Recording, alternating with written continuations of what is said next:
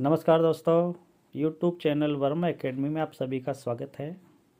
लीजिए, मैं आपके लिए एक नया विषय सर्वनाम लेकर उपस्थित हुआ हूँ। सबसे पहले, यदि आपने मेरे इस चैनल को सब्सक्राइब नहीं किया है तो पहले मेरे इस चैनल को सब्सक्राइब कर लें। देखिए मित्रों, इससे पहले मैंने आपको संज्ञा विषय पर वीडियो प्रस्तुत किया था। इसके बाद जो अगला विषय है वो है सर्वनाम। सर्वनाम के विषय में हम क्या जानते हैं, क्या समझें, तो इसको सरल भाषा में मैंने समझाने का प्रयास किया है। तो सबसे पहले हम ये जानें कि सर्वनाम क्या है। सर्वनाम का मतलब होता है सबका नाम, अर्थात ये सर्वनाम शब्द सभी नाम के स्थान पर प्रयुक्त होते हैं। ठीक है, तो इनकी परिभाषा और इनके प्रकार को हम क्रम से पढ़ते आइए। कुछ उदाहरणों से, इन वाक्यों से हम ध्यान से समझेंगे। इन वाक्यों को ध्यान से पढ़िए और समझिए कि अभिमन्यु वीर था, वह अर्जुन का पुत्र था, उसने महाभारत के युद्ध में वीरता का अद्भुत परिचय दिया। यहाँ 3 वाक्य हैं और तीनों ही वाक्यों में किसी व्यक्ति के बारे में बताया जा रहा है। तो पहले वाक्य से हमें पता चलता है कि एक व्यक्ति है, वो अभिमन्यु है, अर्थात संज्ञा है अभिमन्यु, इसके बारे में कहा जा रहा है। किंतु दूसरे वाक्य में वह शब्द का प्रयोग हुआ है और तीसरे वाक्य में उसने शब्द का प्रयोग हुआ है। तो यहाँ पर क्या हुआ है, अभिमन्यु शब्द को हमने बार बार न लिख करके उसके स्थान पर इन शब्दों का प्रयोग किया है। और ये शब्द क्या है, अभिमन्यु संज्ञा के स्थान पर प्रयुक्त हुए हैं, अर्थात ये सर्वनाम शब्द हैं जिनका हमने यहाँ प्रयोग किया है। तो अभिमन्यु का यदि हम बार बार प्रयोग करते हैं तो अगले वाक्य में जुड़ने में असुविधा होती है। तो अपनी बात को या अपने कथन को, ठीक है, बार बार संज्ञा की आवृत्ति को रोकने के लिए हम इन शब्दों का प्रयोग करते हैं। जैसे देखिए, अभिमन्यु की जगह हमने लिखा है बाद में कि वह अर्जुन का पुत्र था, यानी कि कहा अभिमन्यु के बारे में ही जा रहा है। और महाभारत के युद्ध में वीरता का प्रदर्शन किसने किया, उसने, अर्थात अभिमन्यु ने। तो यहाँ वह, उसने, ये जो शब्द हैं वो सब अभिमन्यु के बारे में, अर्थात संज्ञा के स्थान पर इनका हमने यहाँ प्रयोग किया है। आप जानते हैं सर्वनाम क्या, देखिए अब सर्वनाम की परिभाषा, यानी कि जिन शब्द या जिस शब्द का प्रयोग संज्ञा के स्थान पर किया जाता है। यहाँ ध्यान देने योग्य बात यह है कि इनका प्रयोग हम संज्ञा के स्थान पर करते हैं। तो संज्ञा के स्थान पर प्रयुक्त शब्दों को ही सर्वनाम कहते हैं। वस्तुतः आप देखिए दूसरी बात क्या है इसमें, कि संज्ञा की आवृत्ति को दूर करने के लिए, दूसरी बात ध्यान योग्य है कि इसमें संज्ञा की आवृत्ति को, यानी बार बार संज्ञा के रिपीटेशन को दूर किया जाता है। ठीक है, जैसे हमने अभिमन्यु अभिमन्यु अभिमन्यु 3 बार नहीं लिख करके एक बार संज्ञा का प्रयोग किया और बाद में सर्वनामों से उन वाक्यों को उन कथन में जोड़ा है। तो ये ध्यान देने योग्य बात है। पहले तो ये संज्ञा के स्थान पर प्रयुक्त होते हैं, दूसरा क्या है, ये संज्ञा की आवृत्ति को दूर करने का काम करते हैं। अब कुछ सर्वनाम शब्द है, जैसे वह, वे, यह, ये, उसने, उन्होंने, इन्हें, तू, तुम, तुमने, तुम्हें, आप, मैं, हम, हमें, कोई, कौन, जो आदि। तो ये सारे के सारे सर्वनाम शब्द हैं।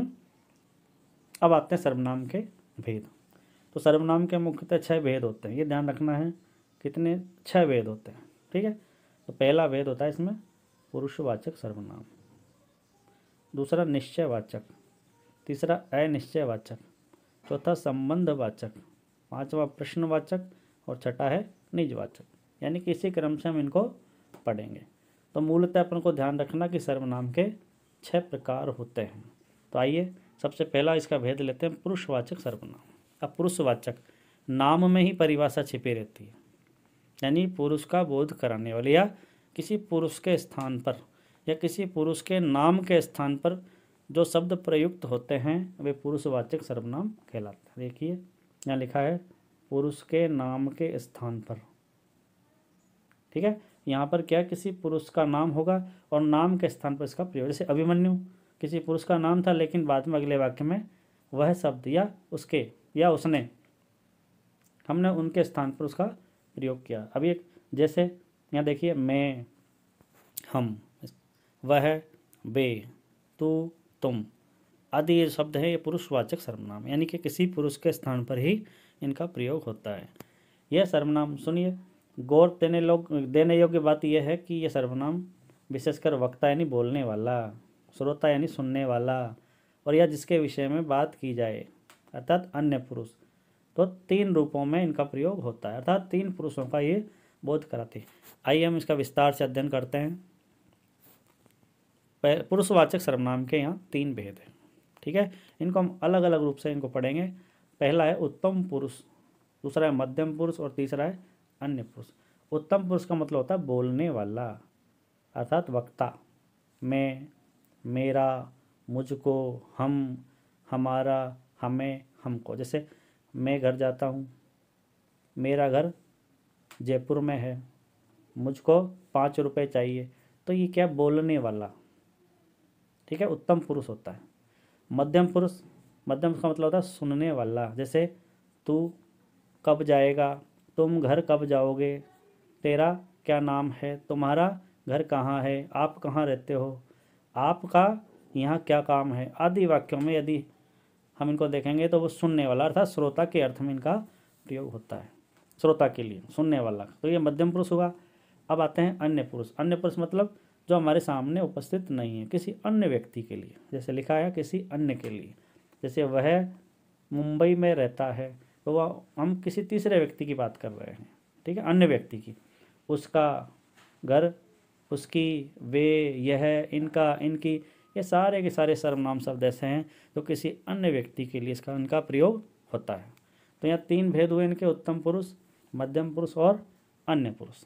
अब चलते हैं अगला समास। अगला सर्वनाम है निश्चयवाचक सर्वनाम, ठीक है। तो यहाँ देखिए, निश्चित वस्तु का बोध कराने वाले होते हैं, अर्थात जिन सर्वनामों से किसी निश्चित वस्तु या व्यक्ति का बोध होता है वे निश्चयवाचक सर्वनाम कहलाते हैं। जैसे वह अशोक है, पहले उदाहरण में देखिए वह अशोक है, यानी कि अशोक के बारे में कहा जा रहा है। वह उनकी ओर संकेत है, यानी निश्चितता का बोध है कि यानी अशोक ही है, कोई दूसरा नहीं है। ऐसे यह, नज़दीक के लिए यह और दूर के लिए वह। यह सब जानते हैं कि सूर्य पूर्व में उदय होता है, यानी निश्चितता का भाव है इसमें। वे लता के पिताजी, यानी कन्फर्म है कि वे लता के ही पिताजी हैं। तो ये निश्चितता का बोध जहाँ होता है, निश्चित व्यक्ति या वस्तु की तरफ जहाँ संकेत होता है वो निश्चयवाचक सर्वनाम कहलाते हैं।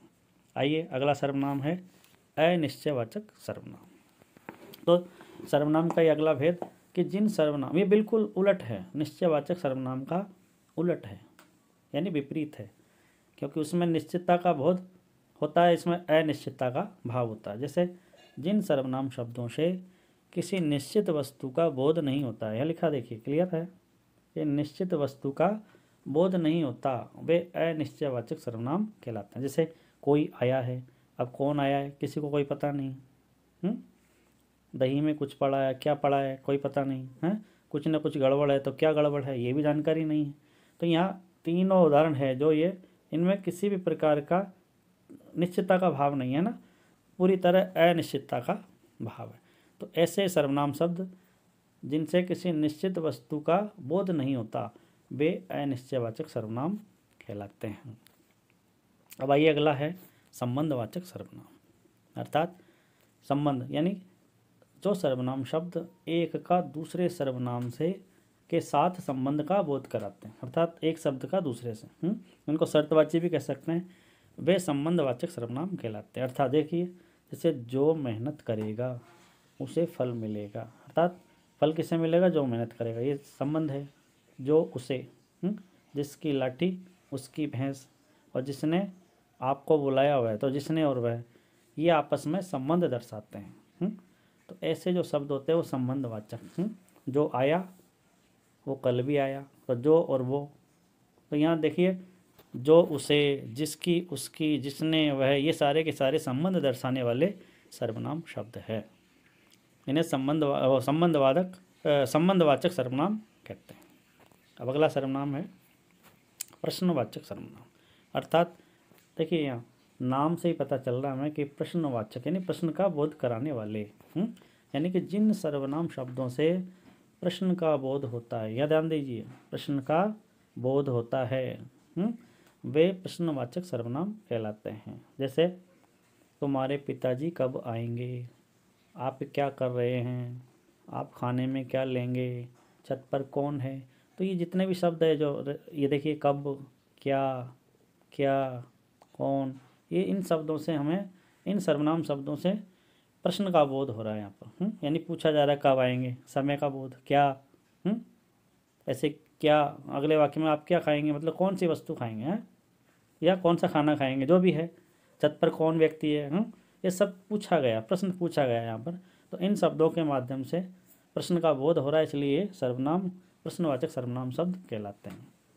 इसके बाद और भी है, जैसे कौन, किसे, क्या, कहाँ, क्यों, कब, जितने भी है ये सब प्रश्नवाचक में आते हैं।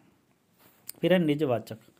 निज का मतलब है अपना, स्वयं का। निज, यहाँ देखिए, इसमें निजता का बोध होता है, यानी कि जो सर्वनाम कर्ता के स्वयं के लिए प्रयुक्त होते हैं वे निजवाचक सर्वनाम कहलाते हैं। यानी कर्ता के लिए, स्वयं के लिए, जैसे मैं आप आ जाऊंगा, आपका मतलब स्वयं। मैं अपना काम कर लूँगा, यानी स्वयं का काम। मैं स्वयं आ जाऊँगा, देखिए यहाँ तो क्लियर लिखा हुआ है। और हम अपने देश के लिए बलिदान को तैयार हैं। तो आप, अपना, स्वयं, अपने, ये सारे के सारे जो शब्द हैं ये निजवाचक सर्वनाम के शब्द होते हैं। इसके बाद पुनरावृत्ति देखिए, यानी कि कुल मिला के हम ये सीखे हैं कि संज्ञा के स्थान पर जिन शब्दों का प्रयोग होता है वो सर्वनाम कहलाते हैं। ठीक है, संज्ञा के स्थान पर, ये इसकी एक परिभाषा है, ये ध्यान योग्य है, ध्यान देने योग्य है। हम चाहें तो इसको संक्षेप में सूत्र के माध्यम से भी समझ सकते हैं।